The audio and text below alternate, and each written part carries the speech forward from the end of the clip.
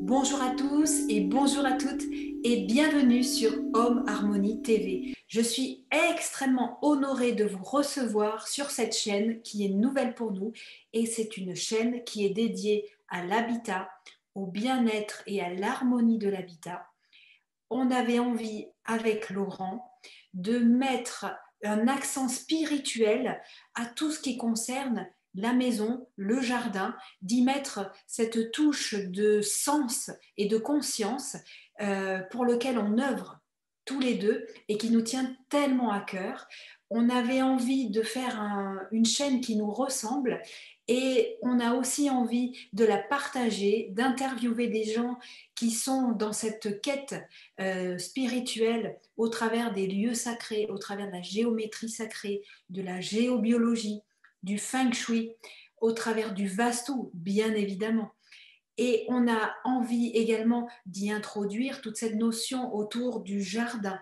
Le jardin qui fait partie intégrante de la maison. Et on va y ajouter tout ce qui est permaculture et tout ce qui est harmonie du jardin.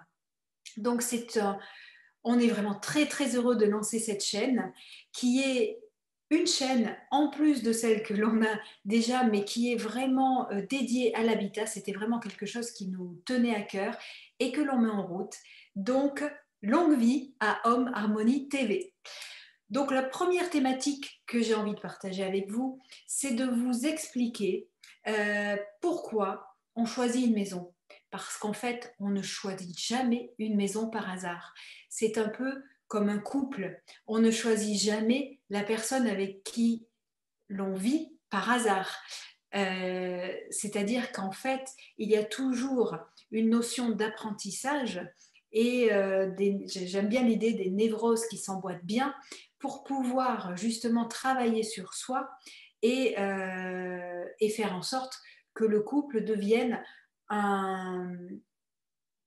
que l'autre soit le miroir de nous-mêmes pour que l'on puisse travailler sur nous-mêmes. Donc ça, bien sûr, c'est une étape parce qu'il y a ce couple thérapeutique qui peut se transcender et devenir le couple conscient, le couple cosmique, où le masculin et le féminin se retrouvent et chacun est un, c'est-à-dire à travailler son propre masculin, son propre féminin, et que l'union des deux fasse une alchimie telle que ces deux êtres sont porteurs de très beaux projets. Mais avant ça, et on doit certainement tous passer, bien sûr, dans cette vidéo, je peux faire des généralités, ça concerne certaines personnes, d'autres se sentiront moins concernées, mais en tout cas, je vais parler de mon historique, de ce que j'ai perçu, ce que j'ai vu au travers des rencontres que j'ai eues, notamment au travers du Vastu. Donc, ce que je peux dire, c'est qu'il y a beaucoup de couples qui sont dans cette notion de thérapeutique pour justement franchir un cap et accéder à une conscience supérieure. Et pourquoi j'ai mis en lien l'habitat avec le couple? Eh bien parce que, en fait, l'habitat, c'est notre troisième pot. Au niveau du Vastu, on dit que l'habitat est notre troisième pot, avec en premier, bien sûr, notre enveloppe charnelle, notre enveloppe corporelle. Il y a ensuite nos vêtements, ce que l'on porte. Et puis, il y a au-dessus notre maison. Et notre maison est complètement reliée énergétiquement à notre corps. Et c'est pour cela que l'on parle du Vastu Purusha, que je vais mettre en illustration. Eh bien, ce Vastu Purusha, on explique à travers cette illustration que l'habitat est un corps. Et ce corps est en lien avec le nôtre. Tout est fractal. Donc déjà, lorsque l'on a cette conscience que l'habitat est un être à part entière, mais en même temps qu'il fait partie de notre constitution, eh bien, ça donne déjà une autre dimension à la maison. Et donc, cette maison va être un facteur de connaissance de soi. Pourquoi? Parce que ce que j'ai dit, c'est que justement l'habitat est fractal. C'est dans le sens où l'habitat est en résonance avec nous-mêmes. Et donc, je vais donner quelques exemples pour justement vous illustrer mon propos par rapport au fait que en quoi l'habitat est le reflet de ce que l'on est et de nos problématiques. Alors je vais donner par exemple euh, l'angle mètre, ce qu'on appelle l'angle mètre dans une maison. Il y a dans une maison, selon le Vastu, un endroit cardinal suivant la giration de l'énergie, c'est-à-dire que l'énergie circule de manière courbe et circulaire, et donc elle va aller dans un sens giratoire ou antigiratoire, suivant des phénomènes géobiologiques, terrestres, etc. Donc ça fait partie des connaissances Vastu, mais en tout cas en fonction de cette énergie, on va pouvoir déterminer où se trouve l'angle mètre. L'angle mètre, c'est un coin de maison en fait, dans lequel on va pouvoir placer une pièce, et cette pièce sera la pièce maîtresse, la pièce fondatrice du reste de l'habitat. Donc ça veut dire quoi? Ça veut dire que cette pièce maîtresse, dans cette pièce maîtresse, on va pouvoir mettre la chambre des habitants principaux de cette maison, la chambre des propriétaires, la chambre parentale. On va pouvoir mettre un bureau, par exemple, le bureau dans lequel on travaille et dans lequel on fait des activités créatives. Ça peut être aussi un atelier de création, quelque chose qui soit la pierre angulaire de l'existence, mais aussi de la maison et de la vie de la maison. Donc ça, c'est, on va dire, quelque chose qui est préconisé, c'est-à-dire que quand on est propriétaire d'une maison, le mieux, c'est d'habiter cet espace qui est l'espace maître. Il arrive cependant que cet espace maître soit dédié à la chambre des enfants. Ça arrive fréquemment. Eh bien, qu'est-ce que ça veut dire de soi? C'est une généralité, c'est une supposition. Attention, hein, c'est vraiment, ça peut vous parler comme ça ne peut pas vous parler. C'est des exemples vécus, mais après, ça ne généralise pas la totalité des vies. Mais en tout cas, ce que l'on peut remarquer, c'est que lorsque l'on met une chambre d'enfant dans la zone maître, cela signifie effectivement que ça va générer des conflits avec les enfants, puisqu'il va y avoir un problème d'autorité sur les enfants. Et qu'est-ce que ça dit de nous? Ça nous dit notre rapport à l'autorité. Ça exprime une peur. La peur d'asseoir, de s'affirmer, d'asseoir une autorité. Cette peur peut être due, par exemple, à des parents qui ont été extrêmement autoritaires ou des mémoires plus anciennes. Et donc, le fait de placer ses enfants dans cette zone-là, eh bien, on écoute sa peur de s'affirmer. Ça peut être un exemple. Ça peut être aussi, on peut imaginer une maison, et puis vous avez une route, vous voyez la maison comme ça, et puis la route, ce qu'on appelle une route frappante, c'est-à-dire que la route arrive face à la maison, et puis après il y a une courbure pour longer la maison. C'est ce qu'on appelle une route frappante. C'est un terme qui est très bien trouvé. Pourquoi?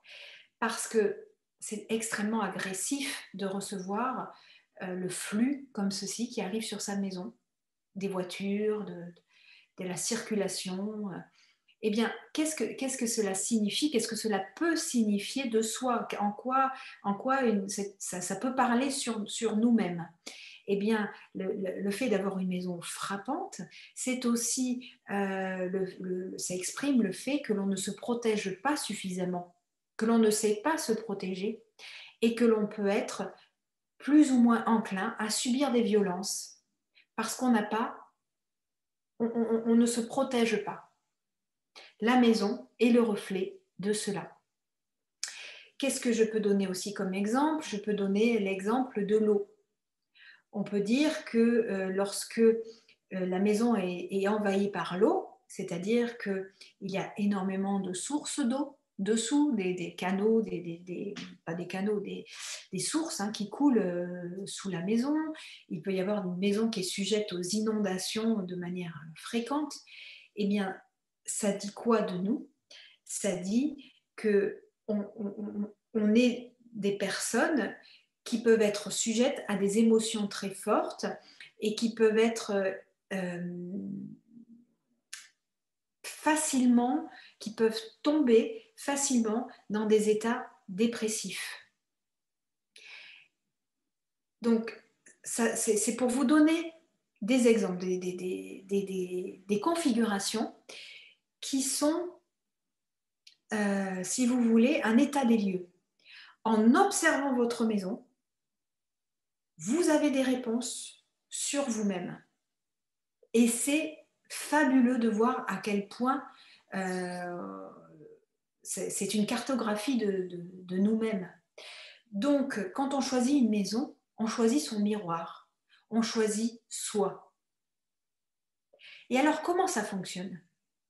Lorsque l'on choisit soi, eh bien, on va être confronté à des problématiques. On peut être, par exemple, aussi dans une maison extrêmement dynamique, c'est-à-dire qu'il y a des flux d'énergie qui sont incessants et très, très, très, très forts. Qu'est-ce que ça dit de soi? Ça peut dire que l'on a peur de se poser, qu'on préfère être dans une maison où il y a beaucoup, beaucoup de vacarme énergétique et qu'on ne privilégie pas le silence. Et qu'est-ce que le silence apporte? Le silence apporte un silence intérieur, forcément.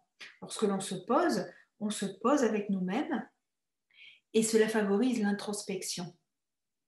Et donc, lorsque l'on est dans quelque chose d'extrêmement dynamique, où ça bouge, ça part dans tous les sens, on ne peut pas se poser, ça ne laisse pas de place à l'introspection. Et donc, ça dénote une peur d'être dans cette rencontre avec nous-mêmes. Et donc, la maison, comme je vous ai dit, est un miroir de cela. Mais que va-t-il se passer au final? Dans la vie, tout est bien fait. Tout est bien fait dans le sens où, imaginons, prenons ce cas de figure, vous n'arrivez plus à vous poser. À un moment, qu'est-ce que ça va faire? Ça va faire un burn-out. Il va y avoir un moment où ça va craquer, ça va lâcher, on ne va plus pouvoir. Et le moment où on va se poser, on va dire mais là je ne peux plus, eh bien on va prendre des décisions dans notre existence. Donc la maison est un vecteur d'évolution et d'éducation de soi-même. Et elle va appuyer là où ça fait mal. Je reviens avec la même chose qu'avec le couple, c'est-à-dire que le couple, à un moment, ça va appuyer là où ça fait mal. Et donc, qu'est-ce qu'on choisit à ce moment-là? On choisit pour la maison, pour le couple, soit on choisit une thérapie de couple, on choisit d'aller, que ce soit avec une personne, une tierce personne, ou avec soi-même, on choisit de se regarder vraiment et de regarder l'autre vraiment, et de savoir ce que l'on a envie. Et c'est toujours plus facile avec une tierce personne. Ou alors on choisit de divorcer. Pour une maison, c'est pareil. Qu'est-ce qu'on va choisir? On choisit soit de travailler sur sa maison énergétiquement, de manière à ce qu'elle soit plus en accord avec nous-mêmes et que on puisse travailler complètement dans un environnement sain, ou alors on choisit de déménager, au risque de retrouver la même chose. Donc, c'est extrêmement important de se regarder en face, de regarder sa maison en face. Et lorsque l'on travaille sur sa maison, et lorsque on peut aussi choisir de déménager en conscience, en se disant, je vais choisir une maison qui va mieux me correspondre aussi, hein, bien sûr. En tout cas, lorsque l'on fait cette démarche, puisque la maison nous a poussés à nous regarder nous-mêmes, qu'est-ce qui se passe? La démarche, c'est une augmentation de la vibration de la maison et de sa propre vibration aussi, par extension, et un élargissement de conscience. Donc c'est un véritable exercice. Et nous, quand on fait du Vastu, quand on agit en tant que thérapeute de la maison, on induit ce chemin, on guide vers ce chemin de résilience et de connaissance de soi. Et donc, c'est extrêmement important de regarder en fait toute cette gymnastique qui se passe. Et c'est en ça, c'est une véritable gymnastique. Qu'est-ce que ça ramène de moi? Qu'est-ce que je vois? Comment je le travaille? Et, et qu'est-ce que je fais pour que ça aille mieux?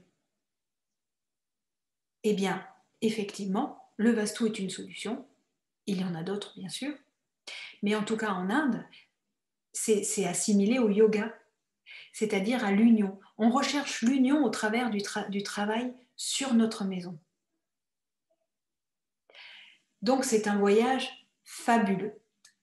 Et j'espère vraiment qu'avec cette nouvelle chaîne Home Harmony TV, eh bien, on va pouvoir partager nos expériences parce qu'on a vécu des choses extraordinaires et j'espère vraiment vous les partager, bien sûr en respectant l'anonymat des personnes et de voir à quel point c'est extraordinaire de tout ce cheminement qui se passe et nous, on grandit avec cela. C'est une expérience magique. Voilà, alors pensez bien à vous abonner, à activer la cloche si vous avez envie de recevoir nos notifications lorsqu'il y a de nouvelles vidéos qui se mettent en route et en place. En tout cas, je vous souhaite plein de bonheur et de nombreux partages avec nous sur Home Harmony TV. Merci.